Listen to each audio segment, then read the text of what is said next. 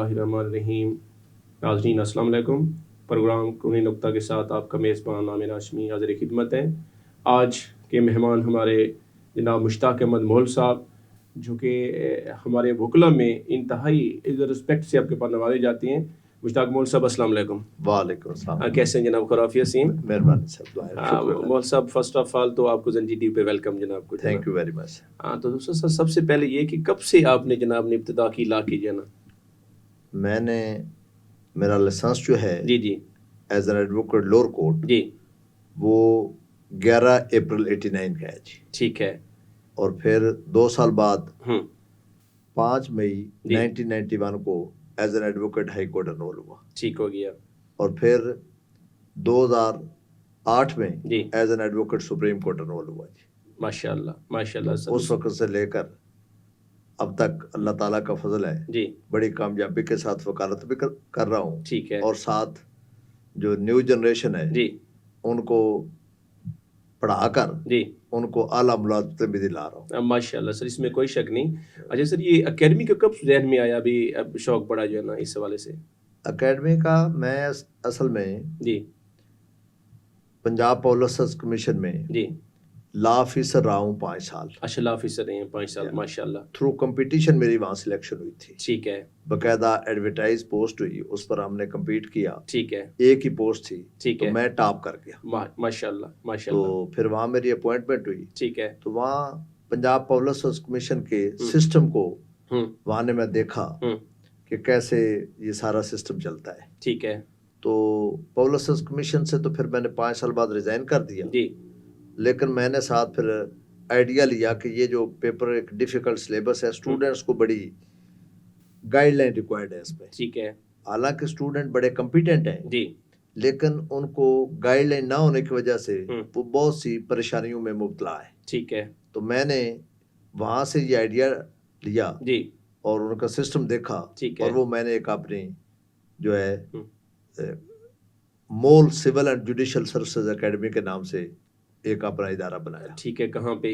ये शुरू में तो मेन मार्केट गुलबर्ग के साथ ठीक है। एक स्कूल था जी।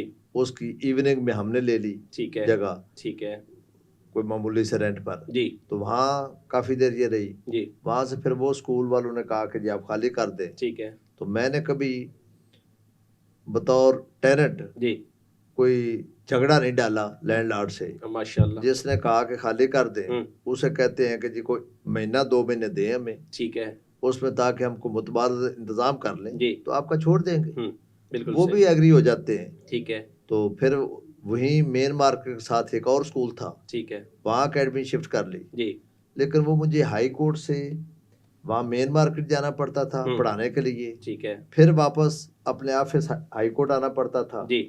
क्योंकि ऑफिस मेरा 4A मजांग रोड है, ठीक है। Near high court. ठीक तो है। वहाँ आना पड़ता था, तो इसमें भी टाइम काफ़ी लग जाता था। ठीक तो है। फिर मैंने सोचा कि क्यों ना हाई कोर्ट के नज़दीक ही अकेडमी को शिफ्ट किया जाए। जी। तो फिर चुबुर्जी में हबीब बैंक के ऊपर, ठीक है।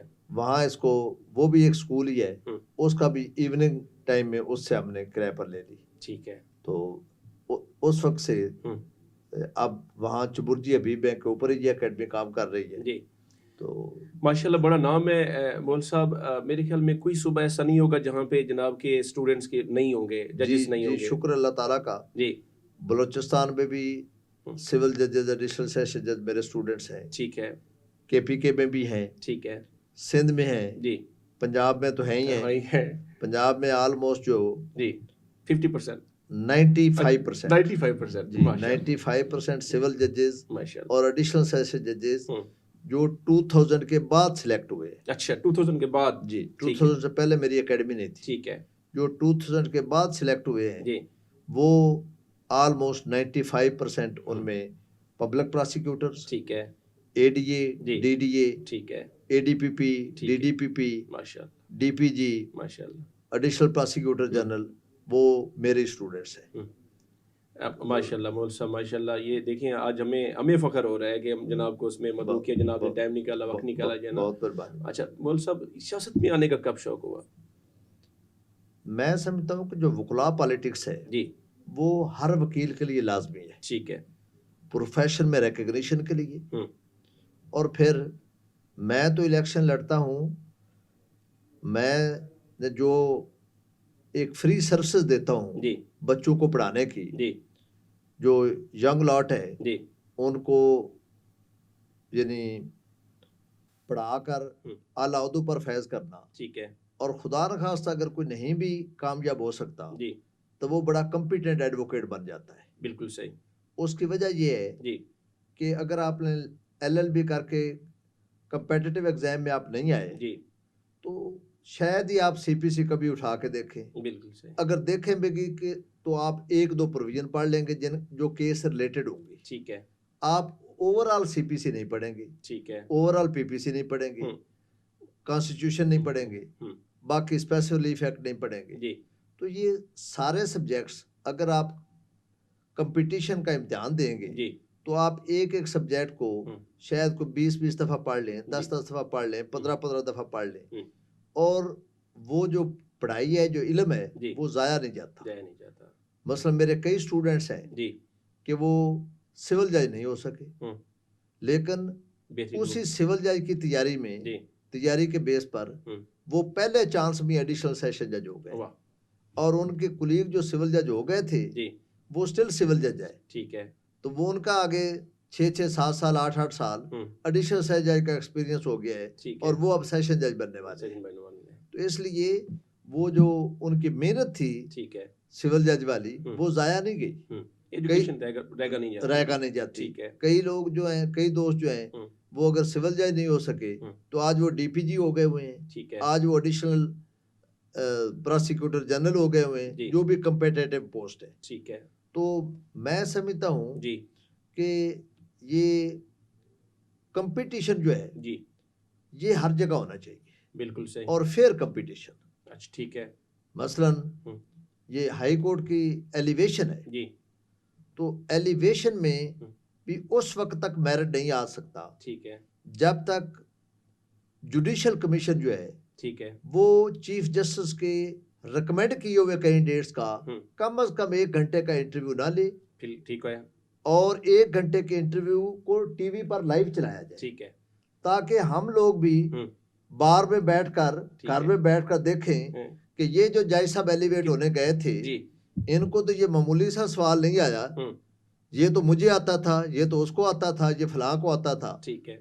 और ये बात मैंने साबका chief justice Pakistan justice Asif Saeed Khosa साहब को भी कही थी। जी, ठीक है। उन्हें मैंने एक दफ़ा, उनके वालिद साहब जब वालदा फौत हुए थे जी, तो मैं फातिहा खानी के लिए गया जी, तो मेरे साथ एक सेशन जज, सिटिंग सेशन जज है मलिक खिजर रजात खान साहब, ठीक है, वो भी थे जी, वो हमारे वकालत के दोस्त हैं हम, ठीक है। तो वो फातिहा खानी करने के लिए जी, तो खोसा साहब थे, और उनके बाकी दोनों भाई जी, तारक खोसा और नासिर खोसा साहब तीनों बैठे हुए थे, ठीक है। खैर दुआ खैर की, तो खोसा साहब मुझसे पूछने लगे जी कि मौल साहब हाई कोर्ट कैसा जा रहा है, ठीक है। मैंने कहा जी हाई कोर्ट बड़ी तबाही हो गई है जी, क्यों? उन्होंने कहा जी वो कैसे, ठीक है। मैंने कहा जो जज आप एलिवेट करते हैं जी, उसमें किसी जज को सिविल नहीं आता, और किसी को क्रिमिनल नहीं आता, और किसी को कुछ भी नहीं आता। तो खोसा साहब को जैसे झटका लगा है, ठीक है। उन्होंने कहा तो फिर क्या होना चाहिए? मैंने कहा सर होना ये चाहिए जी, मुझे आप एक बात बताएं कि जिस जज को आप एलिवेट के लिए रिकमेंड कर रहे होते हैं, क्या जुडिशल कमीशन का हर बंदा उसको जाती तौर पर जानता होता है, ठीक है, कि इसकी इंग्लिश कैसी है, इसकी उर्दू कैसी है, इस पे लॉ पर कमांड कैसी है, इसका करैक्टर कैसा है, ठीक है। उन्होंने कहा नहीं जानता। उनका इवन मैं सिंध वाले को नहीं जानता हूँ, ठीक है, बलोचिस्तान वाले को नहीं, KP के, मैं पंजाब वालों को जानता हूँ, क्योंकि मेरा सारा अरसा लाहौर हाई कोर्ट में रहा है, फिर सुप्रीम कोर्ट जी, तो मैं मुश्किल है कि उधर वालों को जानूं। तो इसका मैंने कहा सर फिर मतलब इसका ये हुआ कि साथ वाला जज आपको हाथ लगाता है, मेंबर जो है, कि ये ठीक है, तो आप भी हाथ खड़ा कर देते हैं कि ये इज ऑल राइट, ठीक है। तो इस तरह फिर मेरिट तो ना हुआ। तो कहने लगे फिर क्या होना चाहिए जी? मैंने कहा सर होना तो बहुत कुछ चाहिए, लेकिन यहाँ मेरिट अपॉइंटमेंट चाहता कोई नहीं है, यहाँ वो चाहते हैं कि हम अपनी मर्जी का बंदा इंडक्ट कर दें। ठीक है, ठीक है जी। उसमें उनका मेरिट कंसिडरेशन नहीं होती, और उसके लिए अगर मेरिट करना चाहते हैं तो जुडिशियल कमीशन ठीक है, कम अज कम कैंडिडेट का 1 घंटे का इंटरव्यू ले। ठीक है, ये कम अज कम है, अगर इससे ज्यादा करना चाहते हैं तो कर ले। ठीक है, लेकिन मिनिमम ये रखें, और उसमें ऑन टीवी और टीवी पर लाइव चलाएं। ठीक है, लाइव चलना चाहिए ताकि हम भी देखें, लोग भी देखें, पूरी बार देखें। देखे ना, एक वकील आर्गू कर रहा होता है जी, जज भी फैसला कर रहा होता है, ठीक है, तो हम कोर्ट में बैठे हुए जी, जज को भी जज कर रहे होते हैं कि ये जज साहब फैसला सही कर रहे हैं या गलत कर रहे हैं। ठीक है, इसी तरह वकील के आर्गूमेंट्स के बारे में भी देख रहे होते हैं, जब पीछे हर एक के ज़हन में एक जो है ना मशीन चल रही होती है कि ये जज साहब ने फैसला सही किया है या गलत किया है। ठीक है, ठीक है जी, ये वकील साहब का आर्गूमेंट सही था या गलत था। ठीक है, वो ऑटोमेटिकली एक कुदरत का एक सिस्टम है, उसके तहत वो मशीन चल रही है। ठीक है, वो आप एक एक चीज उसको पीछे बैठे हुए, अल्लाह आपका वो केस नहीं है, आप तो वैसे वहां बैठे हुए अपने केस की टर्न के लिए बैठे हुए हैं। ठीक है, लेकिन आप जज कर रहे हैं कि जज साहब ये कहा है, जज यहाँ गलत है, यहाँ वकील गलत है, ये रिस्पोंडेंट काउंसिल सही है, ठीक है, या अपीलेंट काउंसिल सही है, या पिटीशन काउंसिल सही है। तो वो यहाँ जब वो टीवी पर लाइव इंटरव्यू चलेगा तो सटनली आप असेस करेंगे, ठीक है, कि ए तो जेड़ा प्रपोज्ड एलिवेटेड जाई सी, इसको तो गल नहीं सी हो रही, इससे तो बोला नहीं जा रहा था। बिल्कुल सही। ठीक है जी, इसको तो वो मामूली सी चीज का भी नहीं पता, इसको मसलन फर्ज करें उससे आपने क्रिमिनल का सवाल किया है और सिविल का उसको आता ही नहीं है, तो अगर उससे मसलन कोई आप बैठे हुए हैं जुडिशियल कमीशन के मेंबर, तो आप कहेंगे जी हाँ बताएं एडिशनल एविडेंस क्या है सिविल में। ठीक है, मतलब मैं अगर इंटरव्यू का बोर्ड का मेंबर हूं तो मैं समझता हूं कि जज शुड बी ऑलराउंडर, उसको शुड बी ऑलराउंडर। ठीक है, मसलन उसको ये नहीं होना चाहिए कि सिविल की कमांड ना हो, क्रिमिनल की कमांड ना हो, कुछ ना हो, उसको हर चीज आनी चाहिए। Law should be on steps. ठीक है, वो जज हाई कोर्ट बनना चाहता है, इतनी बड़ी पोस्ट पर वो आना चाहता है, तो क्यों ना वो कॉम्पिटेंट हो। ठीक है, वो अगर उसको फर्ज करें, वो कहता है मेरी स्पेशलिटी है क्रिमिनल, तो सिविल किसने आके करना है। ये बिल्कुल जो है ना, वो उस बड़ी जुडिशरी में तमीज तो नहीं है ना कि ये क्रिमिनल का या सिविल का नहीं है। सही। और वो फिर दूसरे लफ्जों में बाद दफा हम डिस्कस करते हैं कि जब सुप्रीम कोर्ट के 2 जज बैठे हुए हैं, तो एक क्रिमिनल काम कर शुरू में क्रिमिनल काम करता रहे, वकालत में क्रिमिनल काम करता रहे, और ऊपर सुप्रीम कोर्ट में जाके अब उनके पास मिक्स काम लग रहा है, सिविल और क्रिमिनल। तो मैं समझता हूं कि फिर एक क्लाइंट के साथ देयर इज ए चांस कि इनजस्टिस हो जाए। ठीक है, कि भाई जिसने सिविल की वकालत नहीं की, जिसको सिविल पर कमांड हासिल नहीं है, पॉइंट की बात कर रहे हैं कि इनजस्टिस डेफिनेटली बात है, अप्रोच होनी चाहिए। जिसकी सिविल पर कमांड ही नहीं है, जिसको सीपीसी पर ग्रिप नहीं है, जिसको स्पेसिफिक रिलीफ एक्ट पर ग्रिप नहीं है, जिसको मोमडन लॉ पर ग्रिप नहीं है, वो कैसे अच्छा जज साबित हो सकता है। ठीक है, वो तो बेल मैटर में या क्रिमिनल में ठीक है वो अच्छा जज होगा, लेकिन नॉट इन सिविल। तो दूसरे लफ्जों में ऐसा पॉसिबल है कि सुप्रीम कोर्ट का बेंच इनडायरेक्टली सिंगल बेंच है। ठीक है, हालांकि वहां सुप्रीम कोर्ट रूल्स के मुताबिक कोई केस भी मिनिमम 2 जज सुनेंगे, एक अकेला जज नहीं सुन सकता, सिवाय इन चैम्बर मामूली केसेस होते हैं वो इन चैम्बर वो सुन लेते हैं। बाकी जब ओपन कोर्ट में होगा तो मिनिमम 2 होंगे। ठीक है, फर्ज करें उनमें एक क्रिमिनल का काम करता है, एक सिविल का काम करता है, तो दूसरे लफ्जों में आप सिंगल जज के पास पेश हुए हुए हैं। ठीक है, दूसरा स्टैंप लगाने वाला है कि ठीक है जी ओके मैं भी साइन कर दूंगा साथ, आई एग्री विद दैट। ठीक है, तो इसका मतलब है सर वहां पे तो चलिए सुप्रीम कोर्ट किया तक तो 2 जजेस बैठ गए सिविल क्रिमिनल समझने वाले, तो हाई कोर्ट में जब सिंगल बेंच होते हैं वहां पे क्या सूरत हाल होगी। देखे जहां पर भी यही है। ठीक है, देखे ना, जब कई जो हैं जजेस उन्होंने सिविल का जिंदगी में एक केस नहीं किया होता, जिनको एलिवेट कर तो अकेला फैसले करने वाला होगा ना, वहां पे तो सर 2 होते हैं जी, वो नहीं किया होता, और वो हाई कोर्ट का जज बन के सीखते हैं कि लो जी अब हमने सीखना है। ठीक है, ये तो नहीं होना चाहिए ना जी। बिल्कुल ठीक है, बिल्कुल सही। बाद में घर से सीख कर रहे ना जी, ना कि जज बनकर सीखे। ठीक है जी, बिल्कुल। लिहाजा जो इंटरव्यू है जी, तो खोसा साहब ने मुझे कहा जी, वो मैं बात कर रहा था जी, जी, तो खोसा साहब ने कहा कि मौल साहब वो तो कॉन्स्टिट्यूशनल एक किस्म का कॉन्स्टिट्यूशन में ऐसी नहीं है। मैं कि सर कॉन्स्टिट्यूशन में है जुडिशियल कमीशन की जो उसका कंपिटेंसी है या कुछ है जो उसको डिटरमिन करना है, वो जुडिशियल कमीशन का काम है। ठीक है, उनको ये काम दिया हुआ है कि आपने ये काम करना है। अब ये सेटिस्फेक्शन है जुडिशियल कमीशन की कि what procedure judicial commission will adopt. ठीक है, तो अब आपने अभी भी जुडिशियल कमीशन रूल्स है जी, तो उनके तहत आप डाल ले कि जी इंटरव्यू जी। मसला अगर मैं हो मेंबर जुडिशियल कमीशन तो मैं तो पहला कहूँगा जब तक मेरे सामने ला लाएंगे जी मैं उसका इंटरव्यू ना लूंगा।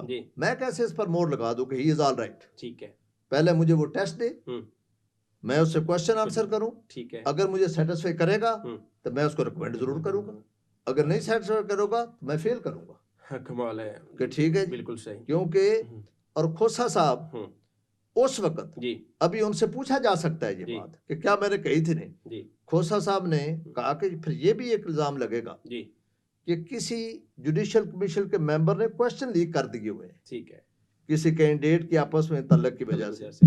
मैंने कहा sir there is a chance, ठीक है, पॉसिबिलिटी है, लेकिन वो कैंडिडेट फिर भी फेल हो जाएगा। कहने लगे वो कैसे? मैंने कहा सर 13 रुकनी जुडिशियल कमीशन है, उनमें ये काम 1 या 2 मेंबर करेंगे। ठीक है, 10 या 11 ने ये काम नहीं करना, सबने नहीं करना, सबने नहीं करना। वो अपने मेरिट पर सवाल पूछेंगे और वो उसका मेरिट पर अपना जवाब चाहेंगे। तो जो 2 में कुछ लीकेज हुई है जिनकी या 1 की लीकेज हुई है, आपको जुडिशियल कमीशन में बैठे हुए पता चल जाएगा कि देयर इज समथिंग रॉन्ग। ठीक है, बिटवीन दीज 2 पर्सन। और वो जो जुडिशियल कमीशन के मेंबर ने ये गलत काम किया हुआ होगा वो वहां मुंह छुपा रहा होगा कि मेरे साथ क्या हो गया, और वो अल्टीमेटली वो कैंडिडेट भी फेल हो जाएगा। ठीक है, खुद सब कहने लगे कि जी देयर इज अ चांस फिर सारे फेल हो जाए। ठीक है, मैं इट्स ऑल राइट, सारे फेल हो जाए तो मेरिट वाले बंदे आ गए नहीं दोबारा। ठीक है, पब्लिक सर्विस कमीशन में ऐसा होता है कि बाद दफा किसी पोस्ट के अगेंस्ट कोई बंदा पास नहीं होता। बिल्कुल सही। बस आजकल सिविल जजेस का एडिशनल जज का हाईकोर्ट इम्तिहान ले रहा है तो required number of candidates qualify नहीं कर रहे, तो वो क्या करते हैं? ठीक है, again fresh advertisement, again advertisement. Last पे 21 हुए थे पर कितने उसमें? हाँ, जितने हुए थे जी। तो उसका तरीका मैंने कहा फिर दोबारा अगेन अगेन तो आप अगेन। तो ये जो जुडिशियल कमीशन जो हाई कोर्ट और सुप्रीम कोर्ट के जजेस के एलिवेशन के लिए कम अज कम इंटरव्यू भी नहीं रख रहा। ठीक है, इस वजह से हाई कोर्ट और सुप्रीम कोर्ट के एलिवेशन में मैं समझता हूं कि मेरिट की धज्जियां बिखर रही है।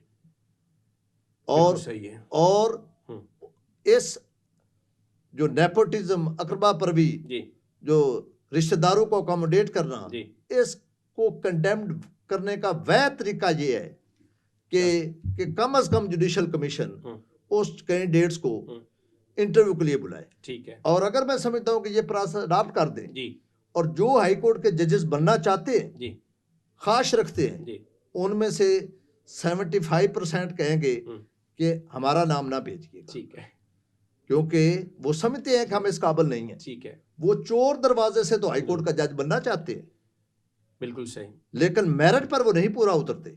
तो जब उन्हें पता होगा कि वहां हमारे से क्वेश्चन आंसर होंगे, ठीक है, तो वो उससे किनारा कश हो जाएंगे। ठीक है, वो साइड पर हो जाएंगे, वो उस प्रोसेस को में पार्टिसिपेट ही नहीं करेंगे।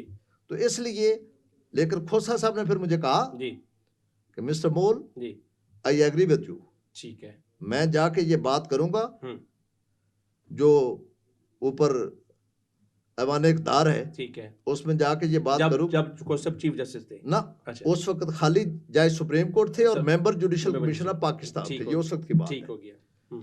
साथ उन्होंने कहा कि अगर मेरी बात ना मानी गई तो जब मुझे अल्लाह ताला ने मौका दिया फिर मैं ये जरूर करूंगा। ठीक है, और अल्लाह ताला ने उन्हें मौका दिया भी सही, लेकिन ये काम फिर भी नहीं हुआ। तो अब भी मैं मौजूदा चीफ जस्टिस पाकिस्तान से, मौजूदा जुडिशल कमीशन के मेंबरान से ये मुतालबा करता हूँ कि कम अज कम इस मुल्क पर रहम करें और जुडिशल कमीशन जो है वो फौरी तौर पर जो सुपीरियर जुडिशरी में एलिवेशन के लिए है वो इंटरव्यू का प्रोसेस शुरू करे और उसको टीवी पर लाइव चलाए। ठीक है। और ये चीज अमेरिका में ऐसे ही होता है। ठीक है। ये कोई इन्होंने नई चीज नहीं करनी। ठीक है। मसलन मेरिट की बात हो रही मेरिट की बात है। मसलन अमेरिका में सुपीरियर कोर्ट के जजेस या even superior post, even attorney general की अपॉइंटमेंट, वो भी इस वहाँ सेनेट की एक हाईएस्ट पावर कमेटी होती है। वो बकायदा जिस फील्ड के जो पोस्ट हो उसमें वो सारे उन्हें बंदे रखे हुए हैं, 6 होंगे, 8 होंगे, 10 होंगे। तो बकायदा जब कैंडिडेट आ रहा है तो वो दिखा रहे हैं टीवी पर लाइव कि वो ब्रीफ केस पकड़ा हुआ है। ठीक है। तो उसने ये आके खड़ा हुआ है, बॉडी लैंग्वेज कैसे है, बॉडी लैंग्वेज कैसे है, उसने ब्रीफ केस रखा है, सीट पर बैठे हैं और उसमें उससे लाभ बारे में क्वेश्चन होंगे और उसके करैक्टर के बारे में भी क्वेश्चन होंगे कि मसलन आपने तो घर में कोई बच्ची छोटी मुलाजमा रखी हुई थी, चाइल्ड लेबर। ठीक है। तो वो तो परमिटेड नहीं है। How you will defend the general public in the cases. ठीक है। How you will protect the state. कोई और किसी का मॉरल एक्टिविटीज की किसी पर कोई एलिगेशन होगा, वो से सवाल करेंगे कि फलान आपके पास ये एलिगेशन है, उसके बारे में क्या कहते हैं, दीगर ला पर क्वेश्चन। और ये सारी दुनिया, सारा अमेरिका ये सुन रहा है। ठीक है। कि जनाब ये सवाल आ रहे हैं, ये अटॉर्नी जनरल के हैं, ये फलां के हैं। तो यहाँ इस चीज पर तवज्जो कोई नहीं देता। यहाँ अगर नाम लें कि जी इंटरव्यू हो या कुछ हो तो मेजॉरिटी अपोज करेंगे। ठीक है। ठीक है। इवन हमारे वकला में अपोज करेंगे। अभी सर ये क्यों कि वो कंपटीशन की पैदावार नहीं बनना चाहते। चोर दरवाजे से तो वो जज बनना चाहते हैं, लेकिन नॉट थ्रू कंपेटिटिव प्रोसेस। ठीक है। तो मैं समझता हूं कि जैसे सिविल जज के लिए इम्तिहान इंटरव्यू वगैरह रखा हुआ है, एडिशनल सेशन जज के लिए रखा हुआ है, तो व्हाई नॉट फॉर सिविल जजेस, हाई कोर्ट जजेस, and why not for the supreme court जजेस एंड फॉर शरीयत कोर्ट जजेस। ठीक है। जो भी आला पोस्ट है, मसलन आज मैं समझता हूं कि बेस्ट सिलेक्शन जो है वो पब्लिक सर्विस कमीशन में, federal public Service commission and Punjab Public Service Commission. ठीक है। ये एक हमारे जब वकील थे जी, पहले मैं 2009 से 2014 तक मेंबर पंजाब बार काउंसिल था। मेंबर पंजाब बार रही हैं आप जी? रहा हूं जी। तो उस वक्त एक बड़ा सैड इंसिडेंट हुआ जी। यहाँ हमारी डिस्ट्रिक्ट बार लाहौर में, लाहौर बार एसोसिएशन में जी, सेशन जज और प्रेसिडेंट बार की काफी लड़ाई हो गई। ठीक है। तो उस लड़ाई में हमारी 5 मेंबर जो पंजाब बार काउंसिल थे लाहौर से जी, और 5 जजेस ऑफ द हाई कोर्ट जो थे सीनियर जजेस जी, उसमें उस वक्त जस्टिस उमर अता बंदयाल थे, जस्टिस इजाज चौधरी साहब थे, जस्टिस अजम सईद साहब थे जी, और 2 और थे जी। तो 5 जज थे। तो उन्होंने कहा कि इसका कोई ऐसा सोल्यूशन निकालें, ठीक है, कि फ्यूचर में ये काम ना हो जी, कि ये लड़ाई झगड़े और वो जे। तो मैं उस वक्त जो ज्यादा शुनीद थी कि ये झगड़ा क्यों हुआ है, वो कहते हैं कि जो सेशन जज है जी, उनसे प्रेसिडेंट बार ने भी कहा कि जनाब ये आप इतनी अपॉइंटमेंट्स कर रहे हैं, कोई क्लर्क, कोई नायब कासद, वो जी, तो उसमें कुछ थोड़ा सा हिस्सा हमें भी दे। ठीक है। अच्छा, हमारे भी कोई मसले मसाइल हैं। ठीक है। तो उन्होंने कहा नहीं जी, यहाँ तो मेरिट होगा। अब मेरिट वहां होता नहीं है, उनके लिए मेरिट होगा, उनके लिए मेरिट होगा। वहां आमतौर पर जाके ये अदालती एहलकारों को देख लें, कुछ सिविल जजेस के ज्यादा मेजॉरिटी स्टेनो इनकम्पिटेंट होंगे। क्यों होता क्या है कि कोई हाई कोर्ट से फोन आ गया कि ये हमारा बंदा अपॉइंट कर ले। ठीक है। अब वो सेशन जज ने वो ख्वाब देख रहा होता है कि मैंने एलिवेट होना है एज ए जज हाई कोर्ट। अगर कोई हाई कोर्ट का जज उसको रिक्वेस्ट करेगा तो वो कैसे सोच सकता है कि मैं उसको ना करूं, फिर कैसे इंसाफ होगा। ठीक है जी। तो वो इनकम्पिटेंट जो स्टेनो है वो आपने 30-35 साल के लिए एक उसको स्टेट एक्सचेकर के जरिए एक कर दिया, मुसल्लत कर दिया इनकम्पिटेंट, और जज की कैपेसिटी ऑफ वर्किंग जो है वो भी एक किस्म की आपने वो खत्म कर दी। बिल्कुल जी ना। तो अब भाई बेस्ट है ये पब्लिक सर्कल किस लिए बना हुआ है? तो मैंने वहां कहा जस्टिस खोसा साहब से ना, ये जो कमेटी बनी थी जजेस से, तो मैंने उनसे कहा कि जनाब बात ये है, मैं समझता हूँ कि जो ज्यादा सुनीद है वो ये है कि इस वजह से झगड़ा हुआ है। ठीक है। तो आप ये अपॉइंटमेंट्स जो इवन पीर के अपॉइंटमेंट्स भी है, ये आप अपने पास रखते क्यों है? ठीक है। आप पंजाब पब्लिक सर्विस कमीशन को नहीं भेजते हैं, वहां से अपॉइंटमेंट होके आ जाए, क्लर्क की भी, पीएन की भी, चौकीदार की भी। बिल्कुल सही। ठीक है जी, बड़ा अच्छा उसमें क्वेश्चन था जी हाँ। अगर वहां से आ जाएंगी जी तो पब्लिक सर्विस कमीशन पर किसी की अप्रोच ही नहीं है। वहां जो भी वो समझेंगे उसकी लिस्ट आपको भेज देंगे, जो एलिजिबल होगा वहां अप्लाई कर लेगा। ठीक है। तो ये आपको प्रॉब्लम पेश नहीं आएंगे। जब तक आप ये काम नहीं करेंगे तो उस वक्त तक ये काम चलते रहेंगे। बिल्कुल जी, ये चलते रहेंगे। बल्कि मैंने उन्हें इस हद तक कहा जी, मैंने कहा कि हाई कोर्ट के स्टेनो, प्राइवेट सेक्रेटरीज आप आमतौर पर बड़े कॉम्पिटेंट रखते हैं। ठीक है। और कभी अगर विदाउट मेरिट आप को हाई कोर्ट का जज एलिवेट कर लें तो उनको वो स्टेनो चला लेते हैं, वो प्राइवेट सेक्रेटरी चला लेते हैं। ठीक है। लेकिन नीचे आप ये ख्याल नहीं करते, हालांकि उनको तो और ज्यादा, क्योंकि उनका इतना एक्सपीरियंस नहीं होता, उनको तो और ज्यादा कॉम्पिटेंट स्टेनो चाहिए होते। बिल्कुल सही है। तो इसलिए तो जस्टिस उमरता बदयाल साहब जी उस वक्त जज लाहौर हाई कोर्ट थे जी, तो उनने बकायदा जब बाद में मीटिंग डिस्पर्स हुई तो मुझे अप्रिशिएट किया कि मौल साहब में बड़ा आपका ये पॉइंट जो है ना कि पब्लिक सर्विस कमीशन में जानी चाहिए जी, मैं आपसे एग्री करता हूं कि वहीं जानी चाहिए। ठीक है। मौल साहब ये आपने आजकल जो कल आपने देखा स्ट्राइक भी हुई है जो ना, वो उसमें एडमन और ट्रायल के 2 जजेस को उसमें अख्तियार दिए, इसको कैसे देखते हैं आप जना?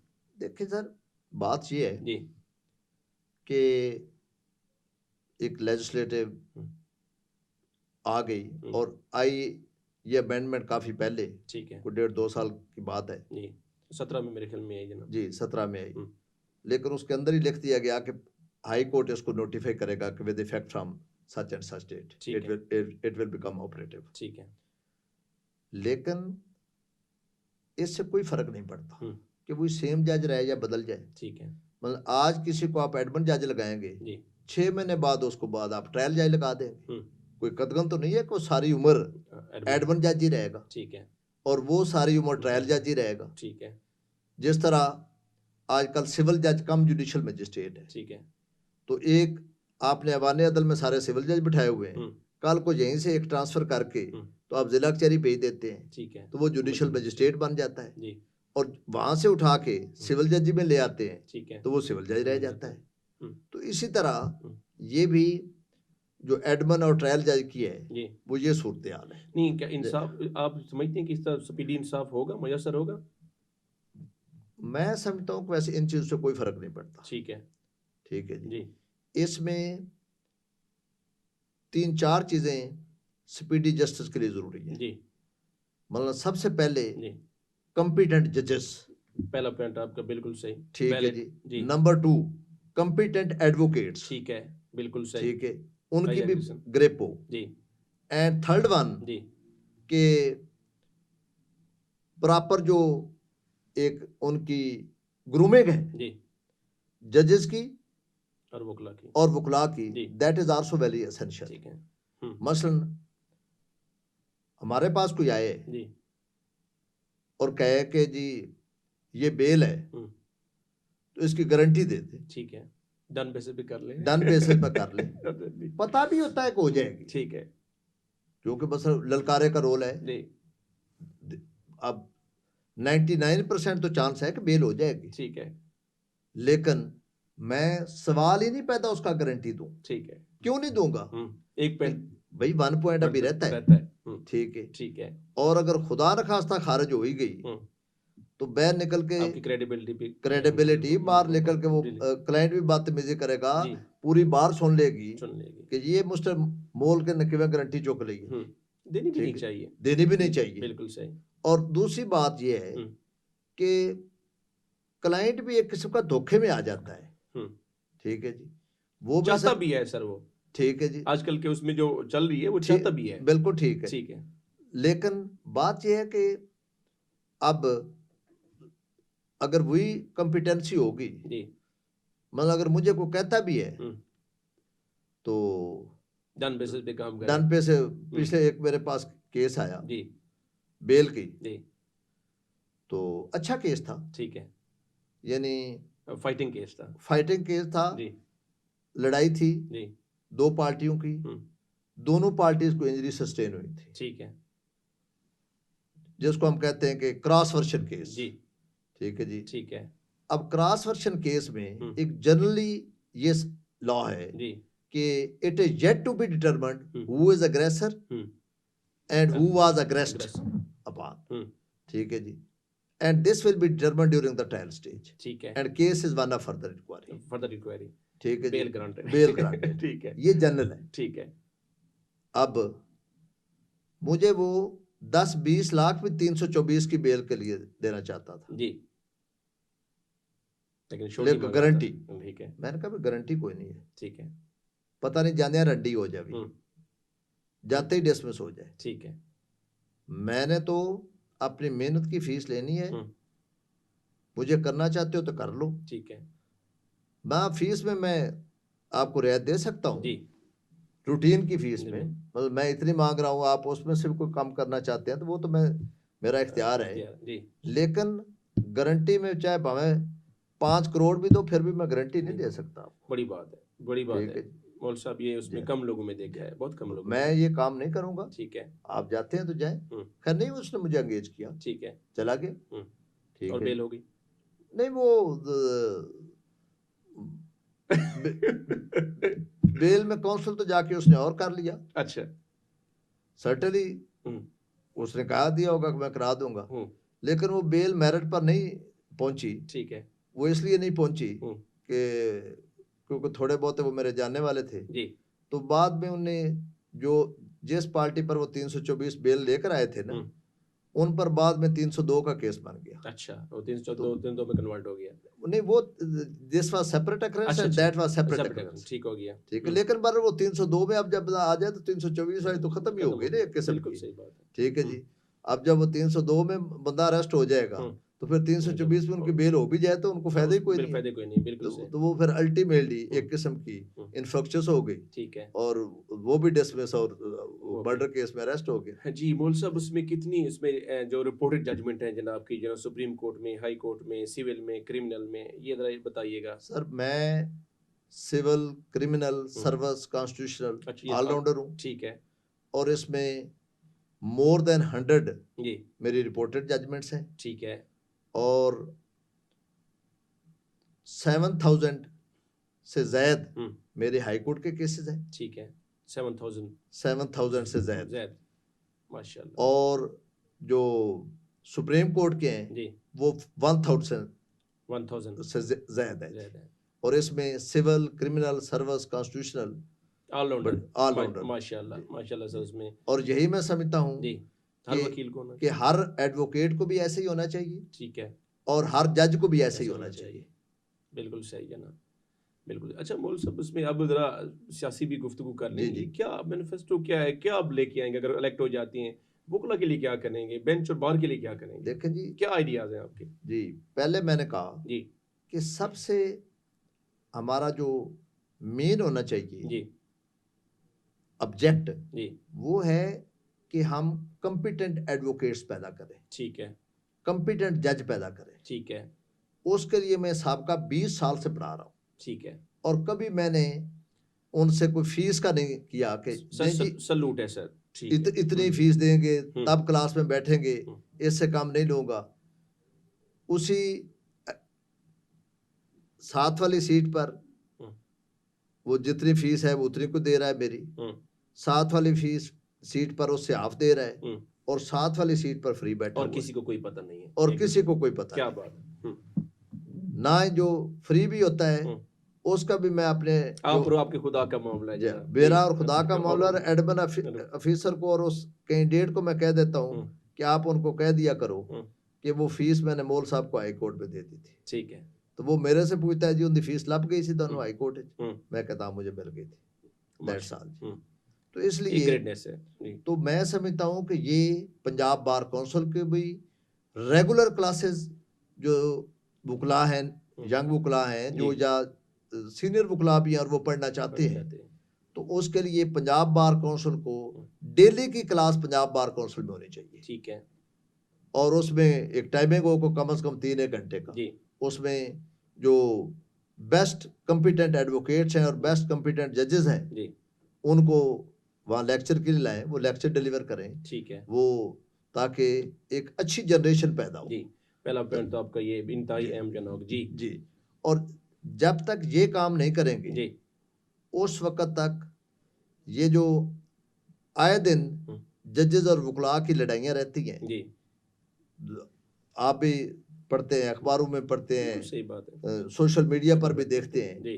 इनका खात्मा सिर्फ इसी सूरत हो सकता है कि आप कॉम्पिटेंट जजेस और कॉम्पिटेंट एडवोकेट्स पैदा करें और मेरिट जी। जब तक आप मेरिट पर नहीं चलेंगे, ठीक है जी, इंसाफ मुयस्सर नहीं आएगा। बिल्कुल सही। मसलन मैं चीफ जस्टिस फलक शेर साहब की मिसाल दूंगा जी। वो लाहौर हाई कोर्ट के चीफ जस्टिस कोचर सर है। ठीक है।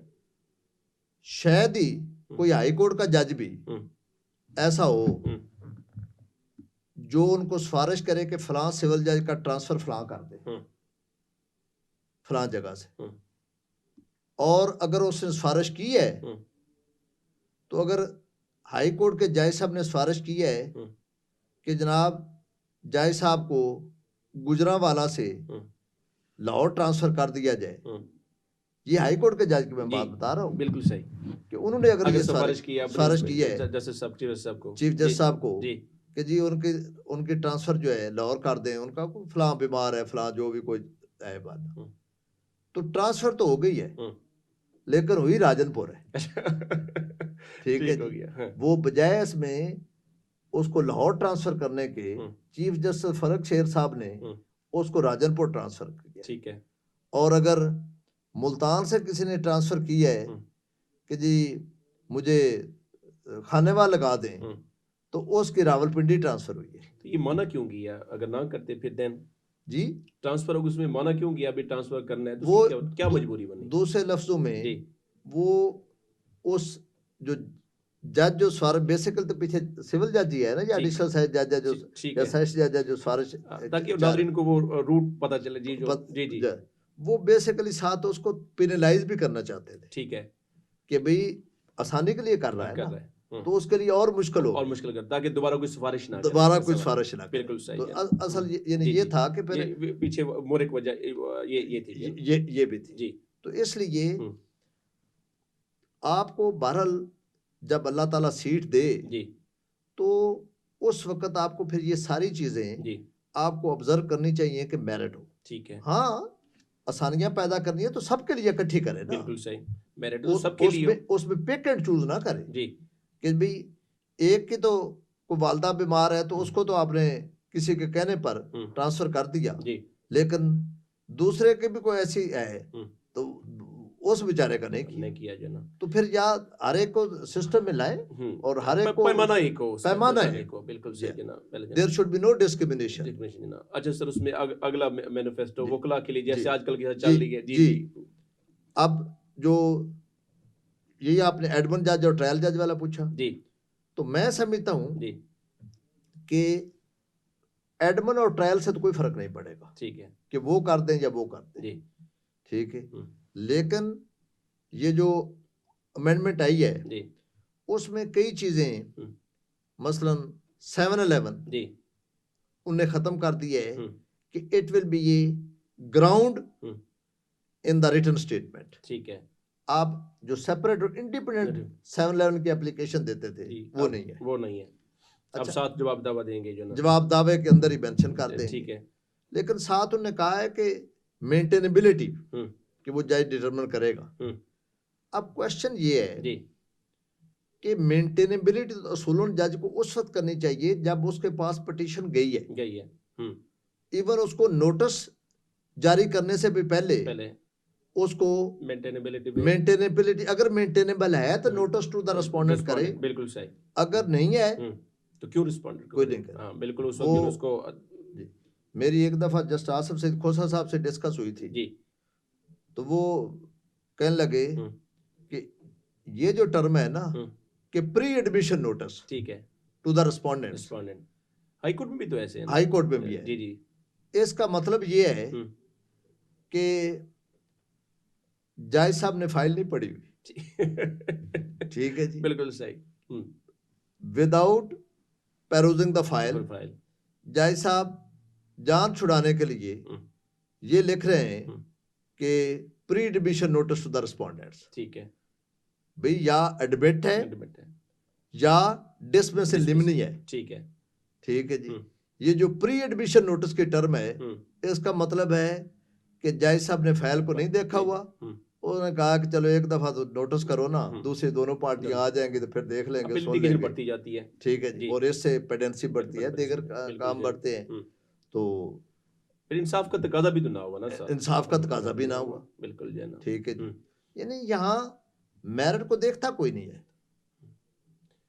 अच्छा मौल साहब, उसमें ये है कि अब जैसे यहाँ आजकल के नारे लग रहे हैं, आप अगर सिलेक्ट हो जाती हैं तो आजकल देखें आप जो ना, मेरे पर्सनल आइडिया के मुताबिक कोई 70% वो लगा को अभी ड्राफ्टिंग नहीं आती, वो कहते हैं स्टेनो को निकालें जी, ड्राफ्टिंग नहीं है ना। तो यंग जनरेशन के लिए क्या करेंगे आप? देखें, मैं 31 ईयर स्टैंडिंग हो गई है मेरी जी, और अल्लाह ताला का फजल है कि मैं आपको जैसे कहा है कि सिविल क्रिमिनल मुझे पूरी कमांड है, इसमें सर कोई शक नहीं, माशाल्लाह, जिस पर मर्जी आ जाए। जी, मेरे पास अगर कोई आ जाता है एडवोकेट जी, तो मैं सारे काम छोड़कर सबसे पहले उनका काम करता हूँ। ठीक है, उनको पूरी पिटीशन तैयार करवा, हाई कोर्ट की हो, सुप्रीम कोर्ट की हो, सिविल सूट हो, पूरा ड्राफ्ट करा के, माशाल्लाह, और कभी अगर एक दिन में ना मुकम्मल हो तो अगला दिन भी उनको देता हूँ। ठीक है, और उनको मुकम्मल ड्राफ्ट करके दे देता हूँ। वाह, क्या बात है। और अगर वो कहें कि जी आप साथ हमारे साथ अपीयर भी हो जाए तो मैं विदाउट एनी फीस तो मैं उनसे फीस का बिल्कुल मुतालबा नहीं करता और उनके साथ में अपीयर भी होता हूँ, even up to Supreme Court. बड़ी बात, ठीक है, बड़ी बात है। तो उनको मैं यंग दोस्तों को, दीगर दोस्तों को, तमाम वकला को पूरा अकोमोडेट करता हूँ इसमें। ठीक है, और यही वजह है कि मैं आज इतने इतने ये खर्चे कर रहे हैं पंजाब बार काउंसिल के कैंडिडेट जी, मैं नहीं खर्चा करता। मैं जब किसी बार में जाता हूँ तो आपकी तो मैं चाय का कप भी नहीं अपने पल्ले से पीता, ना मुझे मेरे स्टूडेंट्स पीने देते हैं। बिल्कुल सही। वो उनके आपस में फाइट होती है कि आज मौल साहब का खाना मैंने करना है जब वो आ रहे हैं जी, दूसरा कहता नहीं जी मैंने करना है। तो फिर मैं कहता हूँ कि यार इस दफा आप कर लें, अगली दफा जब आऊंगा तो फिर आपसे खा लूंगा। लोग क्यों नहीं समझते कि ये नेकी की ताकत नहीं है? बिल्कुल नेकी की ताकत है। तो उसमें लोग क्यों नहीं इसको करते, जो है ना, अडॉप्ट करते हैं? जी, मैं मसलन हाई कोर्ट में जी अल्लाह ताला का मैं शुक्र अदा कर कहता हूँ कि मेरे जितना किसी वकील के पास काम नहीं, यानी अल्हम्दुलिल्लाह जी, मेरी एडिशनल एडवोकेट जनरल बनने से पहले जी अगर काज लिस्ट देख लें जी, क्योंकि वो 1.5 साल का फिर ब्रेक आया दरमियान में जी, तो उससे पहले की लिस्ट देख लें तो मेरे एवरेज हाई कोर्ट में डेली 30-35 केस लगे होते थे। ठीक है, ठीक है जी। अब माशाल्लाह वकील शायद मेरे से फीस तो ज्यादा पैसे कमा रहे होंगे जी, बड़े होंगे जी, लेकिन इतने नंबर ऑफ केसेस किसी वकील के पास नहीं होंगे। नहीं सर, ये सदका जारिया भी है जो आप कर रही हैं, ये बहुत उसमें नेकी है, शुक्र अल्लाह का, शुक्र अल्लाह को मिल रहा है। और फिर विदाउट एनी खर्च किया, फिर पहले मेंबर बना हूं जी 2009 में 2014 तक जी, तो एक टैडी पैसा खर्च नहीं किया, दोस्तों की मोहब्बत से बड़ी टॉप पोजीशन में मेंबर इलेक्ट हुआ। बिल्कुल सही, ठीक है जी। अभी मैं इवन एडिशनल एडवोकेट जनरल बना हूं, 1.5 साल में रहा हूं। ठीक है, तो मैं ना किसी को सिफारिश कराई है, ठीक है, ना की है जी, मेरे दोस्त हैं, ना अब तक कोई सिफारिश पहुंची है एक दोस्त है, उन्होंने मेरा नाम आगे पुट किया है। ठीक है, कि जी ये अच्छे कंपिटेंट वकील हैं, इनको भी देखें, जरा चेक करें। ठीक है, ठीक है। तो फर्दर जो है वो साथ सीवी में सर्टनली काफी कुछ लिखा होता है जी जी, तो वो चौधरी शहद नसीम गोंदल साहब है, एडवोकेट है जी, वो मेरे बड़े क्लोज दोस्त हैं, मोहब्बत वाले दोस्त हैं, भाई हैं जी। मैंने उनको भी नहीं कहा, यानी खुद ही पुट किया भी उसमें। जी जी, मैंने बिल्कुल नहीं कहा, बिल्कुल उनसे आप पूछ सकते हैं जी कि मैंने कभी कहा कि गोंदल साहब मुझे भी करवा दें, उन्हें नहीं, उन्हें खुद मुझे फोन करके कहा कि जी मौल साहब मैं समझता हूँ कि आप कॉम्पिटेंट हैं, डिजर्व करते हैं, तो ऊपर मैंने बात की है तो सीवी वगैरह भेजे तो मैं कोशिश करता हूँ। अच्छा मौल साहब, उसमें ये है कि इंशाल्लाह आप इलेक्ट होती हैं तो हम ये समझें कि पंजाब बार में कोई चेंजिंग आएगी, उसके कोई देखें जी, एक तो लायर्स वेलफेयर एक्ट जो है, ठीक है, वो हमने पास करवाना है हर सूरत में, ठीक है, जो इंडिया में पास हो गया है जी, उसका सिर्फ वो लायर्स वेलफेयर एक्ट इंडिया है या लायर्स वेलफेयर एक्ट पाकिस्तान हो जाएगा, ठीक हो गया, बाकी उनकी जो टर्म्स एंड कंडीशन है वो सही है, ठीक है सारी, ठीक है। दूसरा, हाउसिंग कॉलोनी का यहाँ रेजिडेंशियल का बहुत बड़ा इशू है सबसे जी, और इसका बड़ा आसान तरीका है, गवर्नमेंट भी बड़ा इजीली हल कर सकती है जी, कि जहाँ स्टेट प्रॉपर्टी है उसमें पहले भी तो देखे ना, अक्वायर करके जी, तो एलडीए वगैरह वो ये सारा बिल्कुल जो है ना बड़ी महकमे को दिए गए हैं, अदर बड़ी मामूली पैसे लेकर ही लोगों को प्लाट देते हैं ना, बिल्कुल जो है ना, वो जितनी मार्केट रेट होता है उतनी पर तो नहीं देते, बिल्कुल नहीं देते ना वो उतनी मार्केट रेट पर लैंड एक्वायर करते हैं, बिल्कुल सही, वो तो एवरेज एक एक्विजिशन की जो है जी, वो प्राइस देते हैं जी। तो अब मसला भी देखें, यहाँ लाखों एकड़ जमीन जो है वो ननकाना साहब में सरकार की पड़ी हुई है, अच्छा, लाखों एकड़ और ननकाना जो है वो आप समझें कि डिफेंस लाहौर से नजदीक है, अच्छा, क्योंकि मोटरवे बन गई है, 45 मिनट लगते हैं, 35 जी, बस इतने जी, 40 मिनट्स मैक्सिमम जी। और अगर वहां वुकला को उसी स्टेट लैंड पर एक हाउसिंग कॉलोनी बना दी जाए, बिल्कुल सही, बस अभी सरकार ने वहां को 2-3 यूनिवर्सिटियां इसीलिए कायम की हैं, ठीक है, कि वहां सरकार को जमीन फ्री मिल गई है, ठीक है, अब वही जमीन आपको खरीद कर यूनिवर्सिटी बनाना पड़े तो शायद बिल्डिंग से ज्यादा खर्चा जो है आपकी उसमें लैंड पे आ जाए, लैंड पर आ जाए, तो वहां जो जमीन और वहां मुख्तलिफ लोगों ने कब्जे किए हुए हैं, ठीक है, ठीक है, अच्छा, उनसे भी वही कब्जा, और कब्जा आमतौर पर जो स्टेट लैंड पर करता है वो इन्फ्लुएंशियल आदमी करता है, बिल्कुल जो है ना, कमजोर आदमी नहीं करता, नो डाउट, ठीक है जी, क्योंकि इन्फ्लुएंशियल आदमी जो है वो स्टेट मशीनरी उसके आगे एक किस्म का बेबस होती है, मतलब वो मिनिस्टर भी है जी, वो एमएनए भी है, वो एमपीए भी है, वो जिला नाज़िम भी है, बिल्कुल सही। तो अब जो सरकार जो है, जो एसएचओ हैं या जो डीसी हैं, वो एक किस्म के उनके पपट बन जाते हैं जी, तो और उसमें वो कब्जे चलते रहते हैं,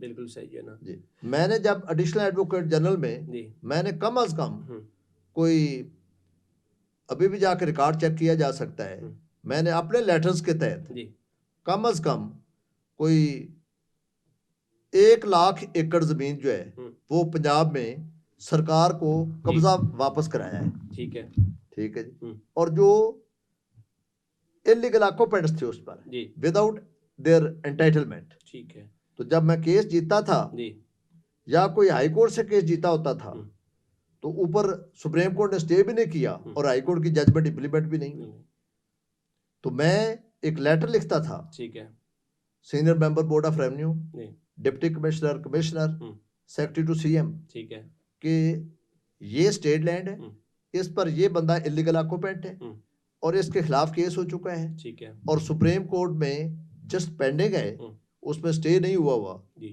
और according to order 41 rule 5 CPC and Supreme Court rules, mere filing of appeal does not operate as stay, ठीक है, so when there is no stay then you are bound to implement the judgment of the lower court in its letter and spirit, ठीक है, so you should recover the possession of the from the encroachers, from the land grabbers, mafia जना, ठीक है जी। अच्छा sir, उसमें मौल साहब, तो इसलिए ये जो रेजिडेंशियल कॉलोनी है जी, मैं समझता हूँ कि कम से कम ये जो मेरा हल्का है इन सब को ननकाना जिला में स्टेट लैंड पर, यानी ननकाने वाले भी उन प्लाट मिल जाएगा उनका, शेखुपुरा भी और शेखुपुरा भी उसी भी, लाहौर भी और कसूर भी उसी में, उसी सारे में यानी सबके लिए, और भाई भी इकट्ठे हो जाएंगे सारे, और सारे भाई भी इकट्ठे हो जाएंगे।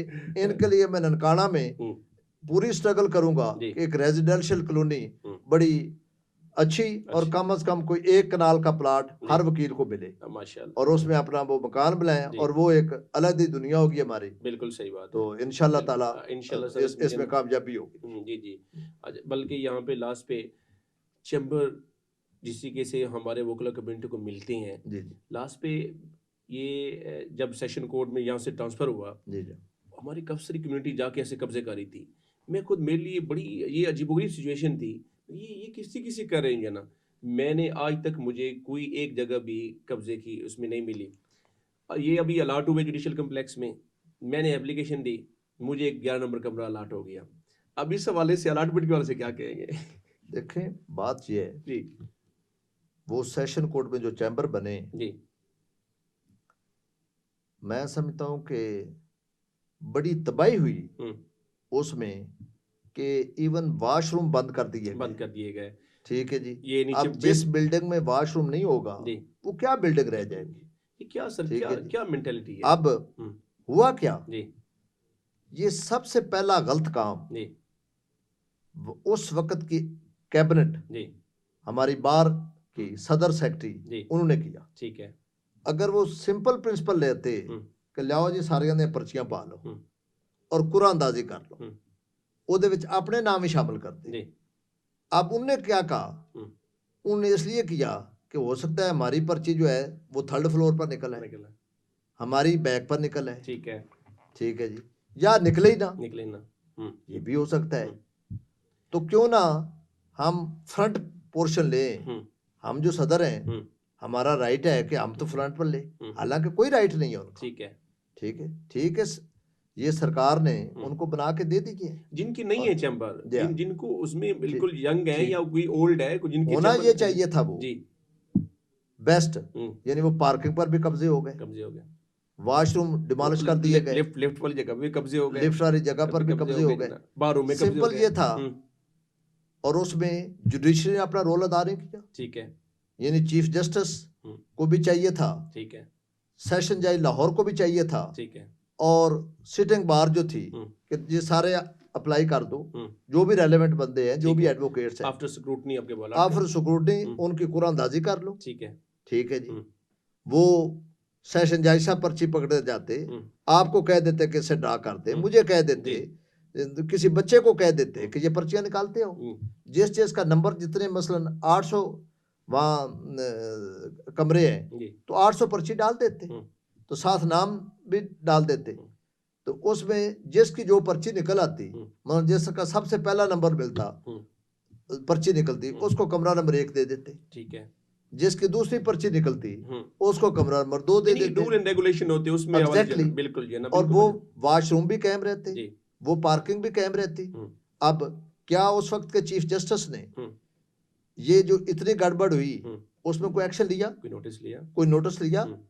अब चीफ जस्टिस जो है वो हेड है ना, और प्रॉपर्टी तो उनकी है, बिल्कुल सही है, जिस पर हमारे चैम्बर बने हुए हैं, उसको भी अपना रोल अदा करना चाहिए था। लेकिन उसने कहा नहीं, वकीलों की लड़ाई मैं नहीं जाता।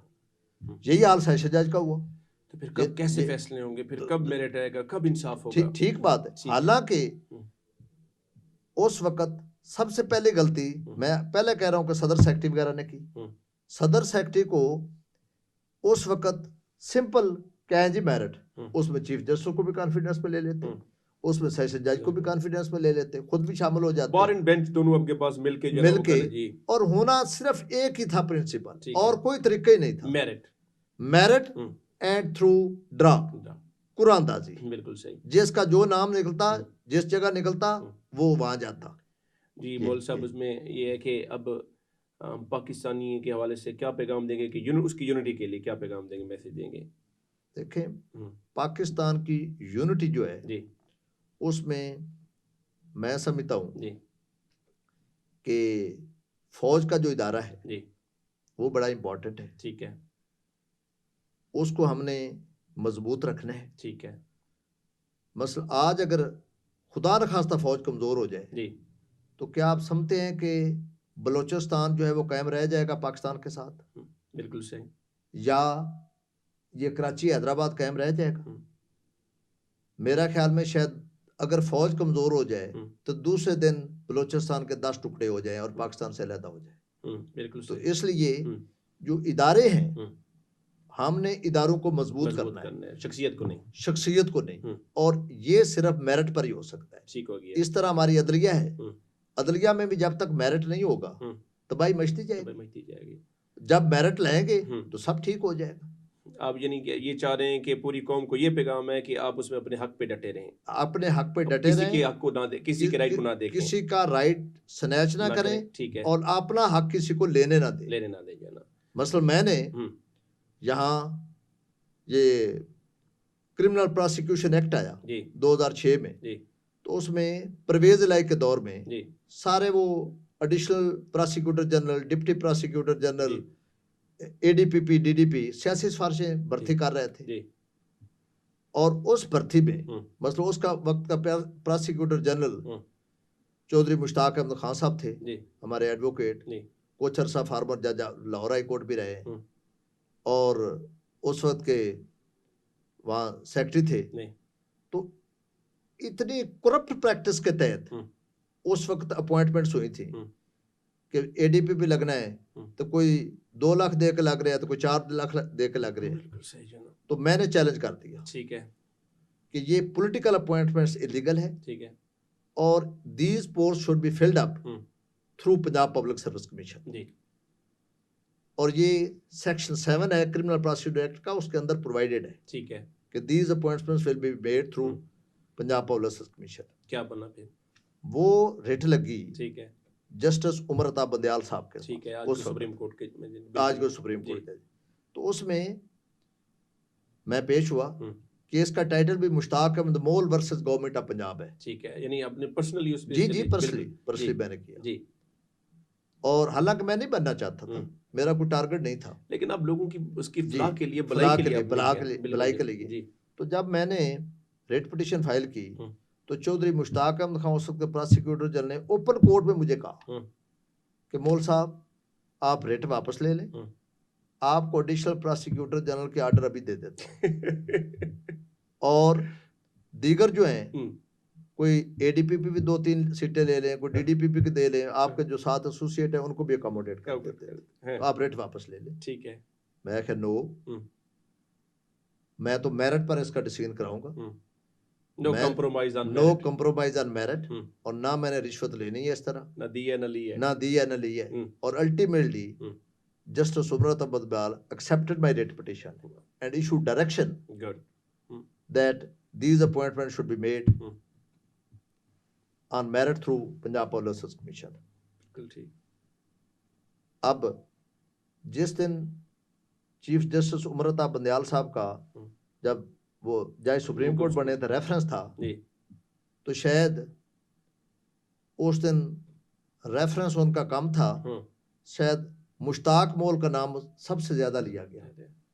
उन्होंने कहा कि his lordship delivered a landmark judgment Mushtaq Mol case through which political appointment were set aside and issue direction that appointment should be made through Punjab Public Service commission.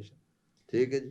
तो फिर अब मैं तो नहीं गया, मैंने जाना भी नहीं था। नहीं पर मौल साहब ये आपकी ये नेकी है उसमें जनाब, ये माशाल्लाह ये किसी के कारनामे नहीं हो सकते सिवाय मौल साहब की पर्सनालिटी के। सर ये है कि आखिर पे जी टीवी के हवाले से आप क्या पैगाम देंगे जनाब, हमारा न्यूज़ चैनल है, इस वक्त कोई पैगाम दें? मेरा यही पैगाम है कि अल्लाह ताला जी आपको इस जंजीर चैनल को मेरिट पर काम करने की तौफीक अता करे, आमीन। और मेरिट पर आप करते रहें काम, और इस दौरान अगर कोई आपको सख्तियां बर्दाश्त करनी पड़े तो वो करें, बिल्कुल, क्योंकि मेरिट के बगैर इस दुनिया में कोई काम नहीं हो सकता। और हर चीज जब मेरिट आप छोड़ेंगे तो मसलन हजरत मोहम्मद सल्लल्लाहु अलैहि वसल्लम जब वो चोरी वाले जो उनकी फातिमा उनकी बेटी को जी उन्होंने कहा कि अगर वो भी होती तो मैं उनका उसमें हाथ काटने की हाथ काटने के साथ देता। तो फिर तो आपको सेम प्रिंसिपल रखना पड़ेगा। अगर आप कंप्रोमाइज करते हैं या कुछ करते हैं तो फिर तबाही होगी, फिर स्टेबिलिटी नहीं होगी, यानी आज लॉ एंड ऑर्डर की सिचुएशन पैदा होगी। आज हाईकोर्ट के जज एलिवेट होते हैं, आप पीछे से देखना शुरू कर देते हैं कि इसके पीछे कौन है, इस नाम के पीछे कौन है, इसके नाम के पीछे कौन है। अगर आपको नहीं नजर आता तो उसमें मेरिट नहीं नजर आता, बाकी उनके पीछे बंदे नजर आ रहे होते हैं। बिल्कुल सर, बिल्कुल कि ये उनके बैक में है, ये बैक में है, ये बैक में है। मौलवी साहब इंतहाई मशकूर हैं, इंतहाई मशकूर हैं। अल्लाह ताला आपको उसमें इलेक्ट करे, जो है ना, कामयाब व कामरान करे, मेंबर पंजाबर बनाए। हमारी दुआएं भी आपके साथ हैं, जो है ना। और मैं फिर एक दफ़ा जो ना इंतहाई तहे दिल से मशकूर हूँ कि जनाब ने, आप जैसे लेजेंड आदमी ने यहाँ पे टाइम निकाला। Thank you very much sir. जनाब bundle of thanks sir, thank you. जी नाजरीन, आपने जैसा कि मुश्ताक मोल साहब जो कि इंतहाई senior council advocate Supreme court हैं और मेंबर पंजाब बार के कैंडिडेट भी हैं, हम इनके लिए दुआगो भी हैं। नए प्रोग्राम के साथ फिर आपकी खिदमत में हाजिर होंगे। मेरा सीरियल नंबर 63 है, सीरियल नंबर 63 है, और आइन के आर्टिकल 62 और 63 पर अल्लाह ताला के फजल करम से मैं पूरा उतरता हूँ। बिल्कुल जो है ना। तो सर नए प्रोग्राम के साथ फिर आपकी खिदमत में हाजिर होंगे। तब तक के लिए आमिर हाशमी को इजाज़त दीजिए। अल्लाह हाफिज़ नासिर। पाकिस्तान जिंदाबाद।